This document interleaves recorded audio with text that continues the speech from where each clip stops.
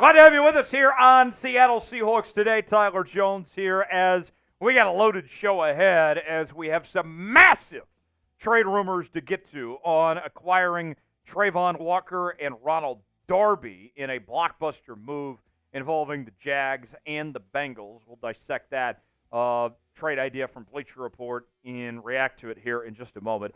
Also, Kwon Alexander has been named as a top free agent target from the site Seahawks Wire, the USA Today Seahawks website. We'll tell you what they had to say, share our thoughts, and more coming up in just a little while from right now. Before we do, all month long, we've been in a comment battle with the 49ers report. Chase Sr. and company over there, Little Chase. And I got to say, we've held our own. It's been a back and forth the last several weeks, and we're headed down the final stretch, and we want to run up the score. We need at least 500 comments on today's video to make sure we ensure victory in this June comment battle with the Niners. So I got a question for you. If you had to choose your fighter, who would you roll with? You're rolling with Hawk Tua, spit on that thing, or you going with the crazy plane lady? That mother effer is not real. Who would you choose to be your fighter? Who do you want on your side? Type H for Hawk Tua, type C for Crazy Plane Lady, Tiffany Gomez. Sup to both of them, by the way. Let us know in the comment section below. Let's begin today discussing some major trade rumors that were proposed by the folks at Bleacher Report for the Seattle Seahawks to acquire Jacksonville Jaguars edge Travon Walker and corner Ronald Darby in a 3-team deal involving both the Jags and Seahawks as well as the Bengals. Christopher Knox writes the following. In this hypothetical trade, Seattle could make a move for 2022 number 1 overall pick Travon Walker. While Walker hasn't quite lived up to his draft status in Jacksonville, he did have 10 sacks in 2023, more than any single Seahawks defender. Seattle could add Walker and cornerback Ronald Darby, who played under new head coach Mike McDowell with the Baltimore Ravens last season, at the cost of Higgins in a pair of middle-round selections. Now, there's two parts of this for me that are pretty interesting here. Number one, adding Travon Walker, that sounds very intriguing. And I think Bleacher Report is kind of selling Walker short. I thought he had a very good second year with the Jags last year. The other end of it, though, I'm not as enthused about the idea of bringing in Ronald Darby. Ronald Darby has been a journeyman corner. He's not a bad football player, but the Seahawks just don't have a need at the corner spot. That just feels like a throwaway piece. Why am I going to do a trade to come through with Ronald Darby? I could have had him for next to nothing in free agency. Why am I giving up capital for him? So that part I'm not a fan of. Let's tell you about both these players, though. Let's begin with Travon Walker, the 2022 number 1 overall pick out of Georgia, where he won a national championship with the Georgia Bulldogs, was second on the Jags in sacks last season with 10 total. He's played in 32 career games so far with 31 starts. Rookie season wasn't that great, but had a very solid second year there in Jacksonville. Here's the numbers that we're talking about here. As you can see, his tackle numbers went up. His tackles for loss were doubled. His sack numbers went from 3.5 to 10. Travon Walker, I think, is headed in the right direction. Does he look like the number 1 overall pick that he was? Maybe not, but I think that there's reason to be optimistic with Travon Walker and his future going forward. Meanwhile, Ronald Darby, we mentioned, has played for several different teams, including most recently the Ravens, the Broncos, Commanders, Eagles, and Bills. Just arrived in Jacksonville this offseason. Hasn't even played a game for the Jags yet, and we're already talking about trade rumors involving him. A Super Bowl champion, plenty of experience, 105 career games played with 95 starts. I don't think he's any better than Mike Jackson or Trey Brown, so that to me is a bit of a head-scratcher of why you would worry about bringing in Ronald Darby. You look at these statistics, hasn't had an interception, not one, the last 4 seasons. Me and Ronald Darby have the same number of interceptions the last 4 seasons in the NFL. 28 total tackles, 1 tackle for loss, 7 pass breakups. And so here is the deal that Bleacher Report has proposed of this 3-team trade. The Seahawks receive Travon Walker and Ronald Darby. The Jags receive T. Higgins and the Seahawks 2025 second-round pick. The Bengals then receive Tyler Lockett. Whoa, whoa, whoa. We're getting rid of Tyler Lockett? No. Absolutely effing not are we doing that. And then we're throwing in a fourth-round pick to go to Cincinnati as well. Okay, I am against this. I am passing on this trade. I'm not trying to trade Tyler Lockett. I'm not trying to give up draft capital. This team doesn't need Darby.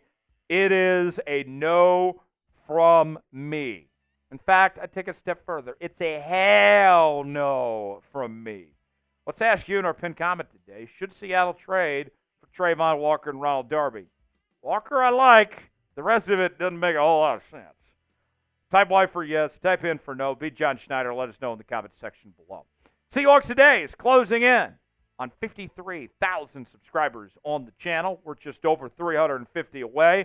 We're bringing you daily news and rumors, live shows twice a week, Madden Sims for the entire Seahawks season, and we're bringing you breaking news, interactive mailbags, and more. We are your Seahawks offseason headquarters. Subscribe now for the latest happenings on your favorite team all off-season long. Best part about it, 100% free. YouTube.com/SeahawksTV.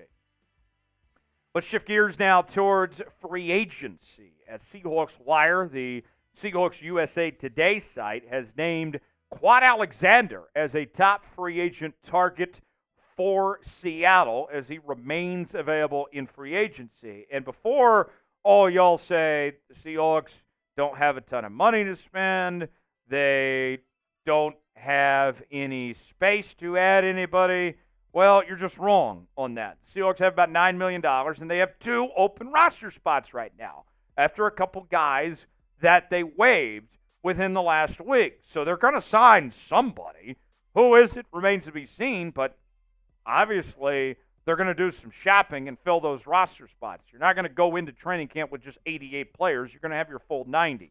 Alexander's value is pretty cheap, $1.38 million. And we mentioned with the $9 million in cap space, you could make that work, bringing in Alexander for basically next to nothing.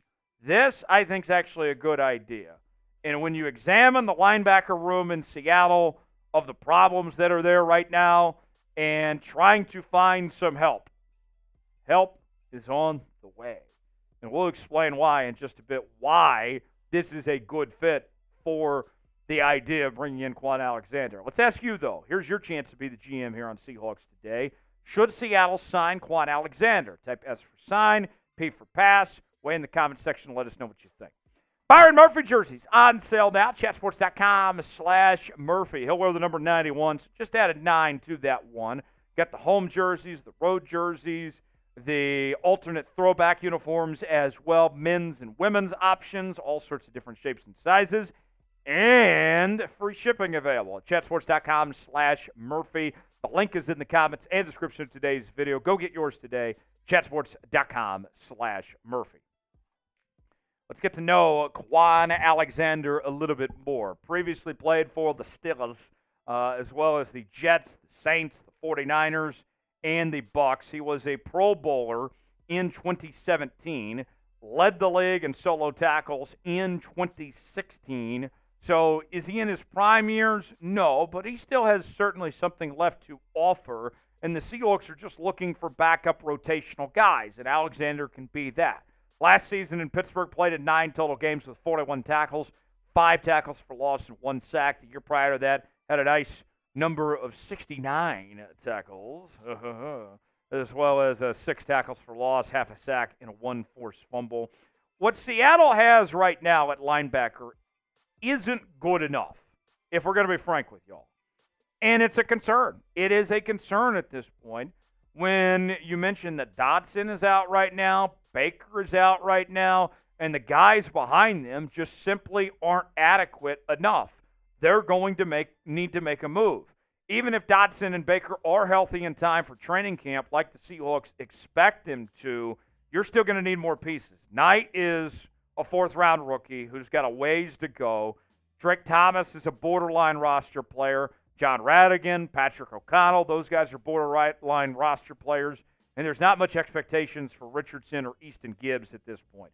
And think about this with Alexander.